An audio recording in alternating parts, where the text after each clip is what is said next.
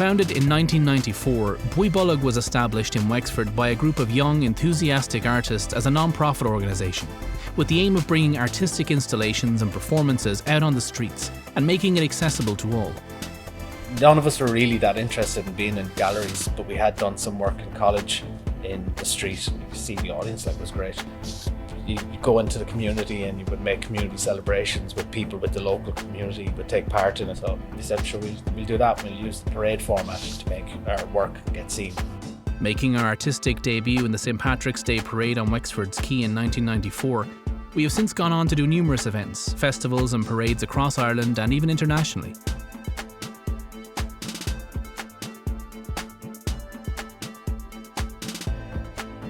Bringing our larger-than-life attractions, floats and characters out into the world. We like to use inflatables, so that kind of has a long shelf life and it's easy to store, easy to deploy, and you can have a massive impact and make a really large-scale stuff. No matter the size of the event, big or small, Bolg's mission remains the same: to reimagine spaces and transform the ordinary into the extraordinary. This we do through our huge installations, our giant props, and our wonderful performers, who all hail from our free youth group. Bolg formed a huge part of my young adulthood. It showed me the hard work side of acting and the arts, where like you can do this as a job, but it showed me the behind the hood, behind the scenes part of what it took to make it in the arts, and that it wasn't just a silly thing that you did for fun. You could make a legitimate job out of it. The annual National St. Patrick's Parade is one of the biggest events for Bolg every year, and a fantastic opportunity to showcase new characters, brand new floats, and to share a new artistic vision with all. The festival makes contact in September saying our theme is this, that, or we prepare several takes on that. It's there like a one-page treatment for a proposed idea. We sort of design it up then in full, ideally before Christmas, and then we just set about making stuff. When I was younger, the St. Patrick's Day Parade was my favourite day of the year. Definitely. I think it was for a lot of us, we always just looked forward to, getting up early, getting on the bus, singing loud songs on the bus on the way up, and everyone always fights over who gets to sit on the back of the bus. When we first start hopping on the bus at 5 a.m. in the morning, it's fantastic. Like, you're kind of a little bit scared, but at the same time you're really excited for the day, like what's about to happen. And then we'd get up to Dublin to our arranged changing space, get into our costumes. As we're waiting to get our face paint, we'd play around and play games.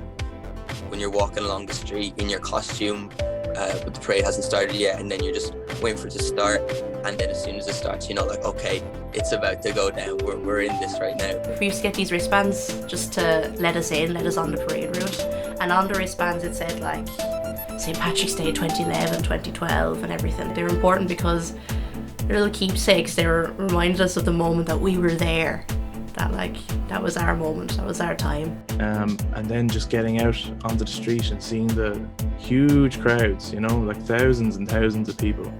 The first time I did it, I'd never seen anything like it. And it never got old. Doing it with the people, and your friends, but also getting to perform in front of everyone, it's pretty cool. The people you work with are amazing, you have a great time. It's just the performing side of it is just my absolute favourite thing. Just as the performance went on, making people laugh, making people smile, connecting with people, it was a feeling you couldn't replace.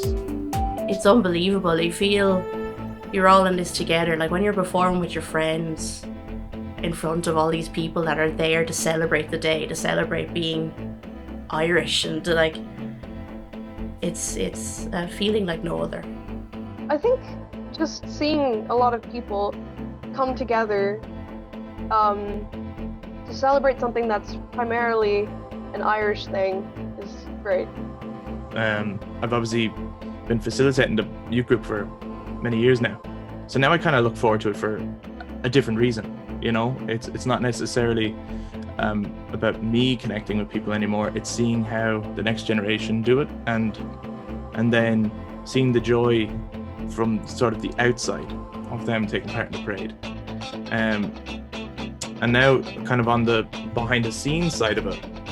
So I get to kind of see what goes into the behind the scenes stuff, seeing the floats come together, seeing the designs come together, helping the youth group find their characters. Then, of course, there's the rehearsal and the storyline. So that's usually devised with the youth group, and then they rehearse. And maybe we would work with some other groups, maybe a dance company or something like that as well. I always find that like coming up with ideas is always really fun, and seeing how like it develops from just a small concept into like the whole parade is really fun. And it's always fun to like look back when you're actually there at the parade and think, oh my god, this literally started with a word on a piece of paper and now we're here. The week before, we do a test run, like a full dress rehearsal, because there's one thing to rehearse something stationary, but then once you start moving, different dynamic comes into it, and some stuff works, other stuff could be stronger. It's so interesting that over the years, the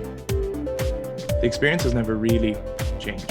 Right, like the floats have changed, the characters have changed, the costumes have changed. There's always new stuff every year, but the actual kind of, you get into a momentum of doing it, and it never gets old. It's always an incredibly exciting day.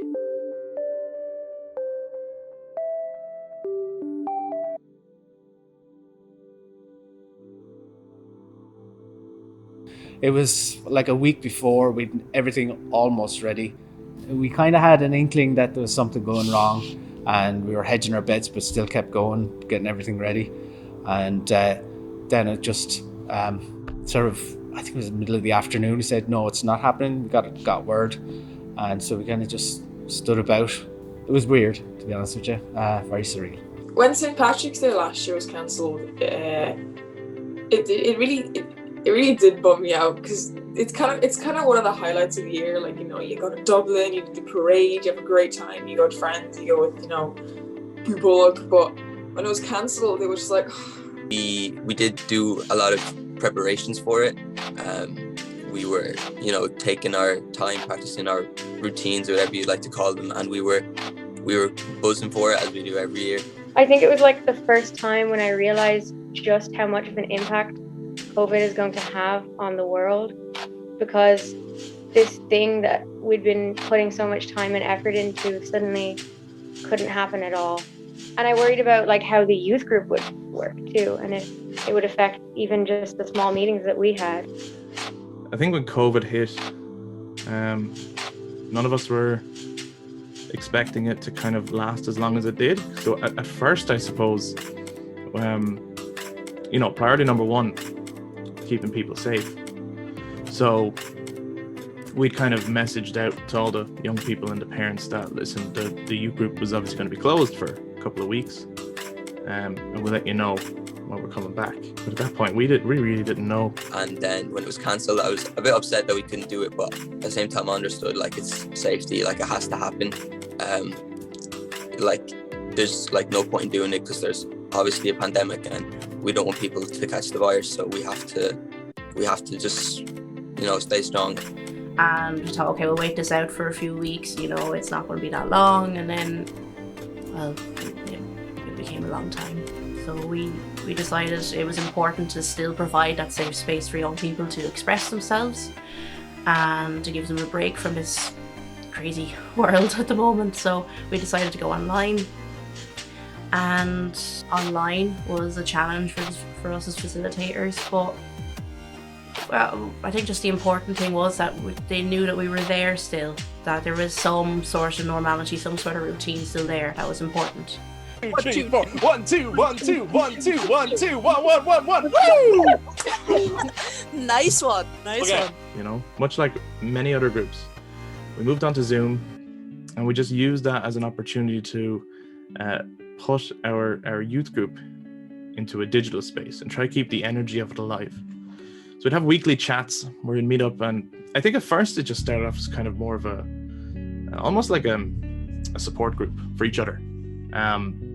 You know, the young people would talk about how their week has been. We would discuss movies that we recommend people to watch. You know, I suppose at first you're kind of fighting off the lockdown boredom that I think everyone was feeling.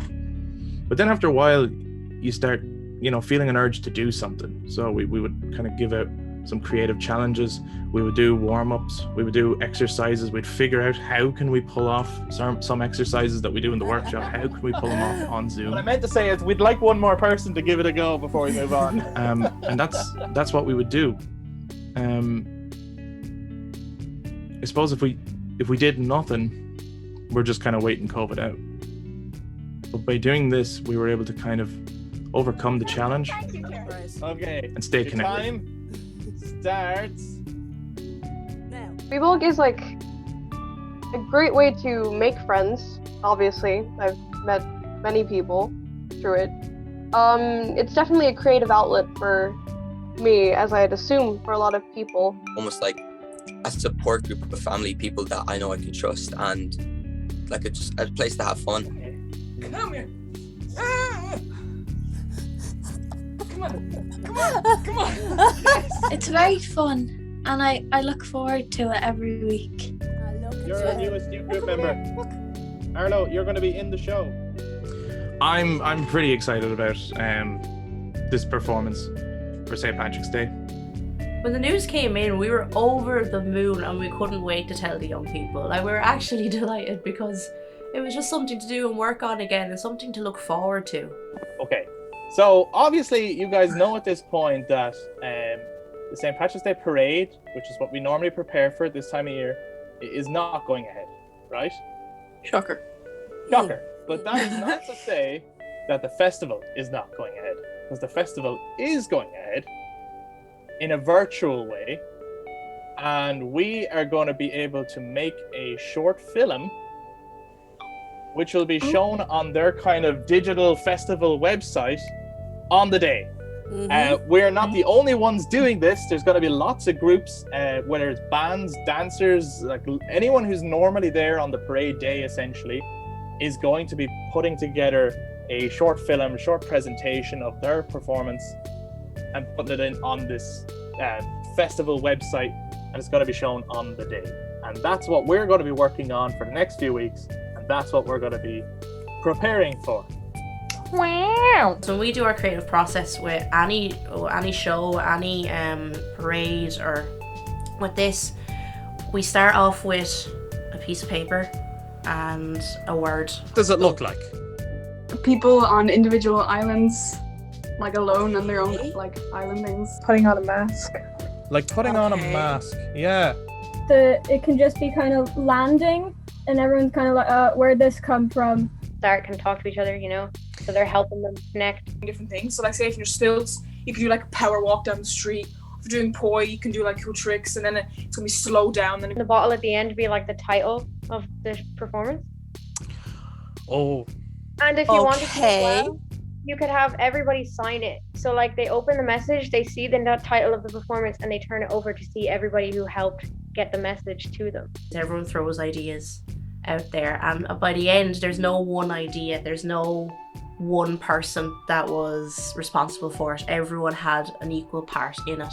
We couldn't get a large group together to rehearse it. We couldn't even get a large group together to film this. Not only because we don't want to put a large group together at a time like this, for obvious safety reasons, but then also with the piece that they came up with, it's stronger that they're apart. Like we're not going to be together for this performance, but we're still creating a piece of art, a piece of drama, something that's really, really good, that has a beautiful meaning to it and something just amazing, and you can still do that when you're not together. So there was a few challenges to overcome when creating this. That you have to film everyone separately, individually, at different times, outside of school times, in locations that are close to their own vicinities. Over the span of 2 weeks, safely. They all have to have face masks, so that needs to be incorporated with the costume. So when we pick the costume, we need to make a face mask to match the costume. We can pull all this off. But then we thought, how are we going to do face paint, right? Because we always do face paint. We always have a makeup component to characters if their face is not totally covered. But we also knew that not everyone has painted their own face before. Some people have for sure, but not everyone has. Obviously, I've never done it myself, like parades, so was someone else there painting your face. I've helped with some like face paintings in the past when we've done parades or when we've done shows or whatever, it like there's still some stuff you are surprised to find that you actually didn't know. We thought there was only really one thing we could do here, which was get someone who has experience in painting other people's faces and their own, who has been through the youth group, so they understand what the experience of being in the youth group is like and what the whole Bolg mantra is like and what expressing yourself is all about, to help anyone who has doubts about what they could do, to give them ideas and inspiration to help them form their piece. Hi guys, how's it going? My name is Sophie and I'm here to teach you some techniques on how to do your face paint. You don't need much, you just need some colours. You can use face paints or you can use normal makeup, and then you can use your fingers, you can use brushes, or you can use sponges. If you're using face paint, wet the surface of the face paint. I'm going to start off using my finger. So I'm going to do a blue flower, for example.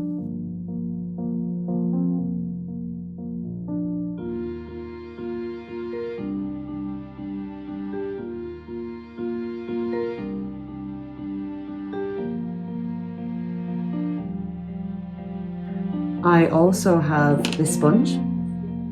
I've cut it so that it's very angled. It has 2 straight sides and a lot of other surface area to work with, which is good. So again, I'm going to just lightly put my sponge in the water like this and wring it out. I'm going to put that onto the paint and use the side to just make lines.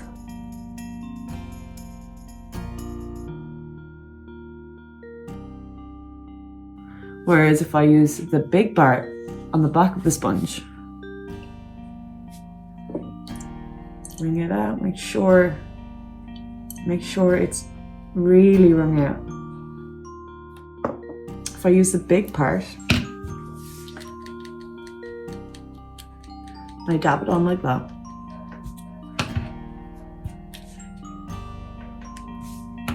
I can cover a much wider surface.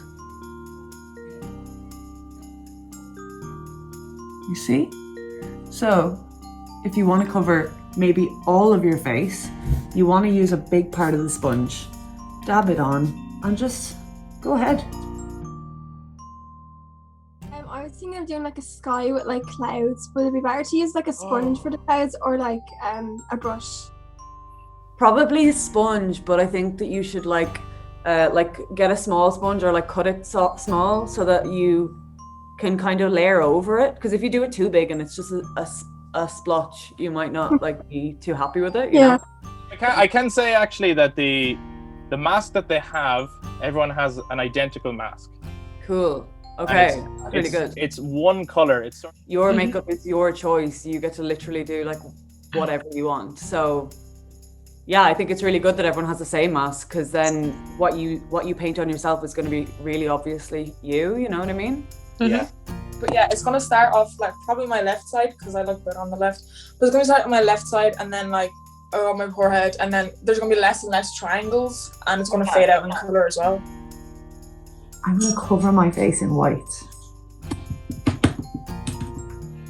as a canvas, as a blank canvas, so that I can draw my own design on.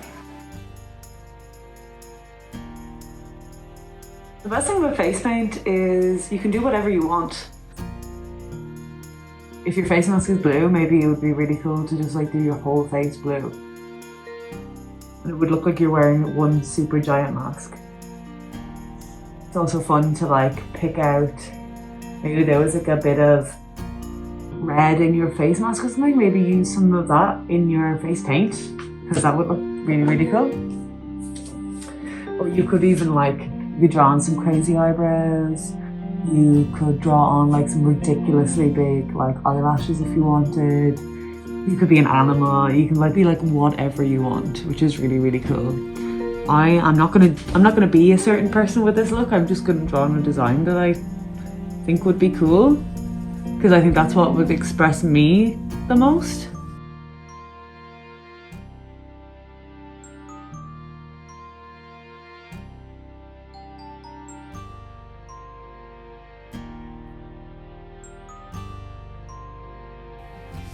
So guys, there's my face paint. Not exactly what I thought I was going to look like at the end, but I thought it was making me happy and it was a bit of fun, so why not?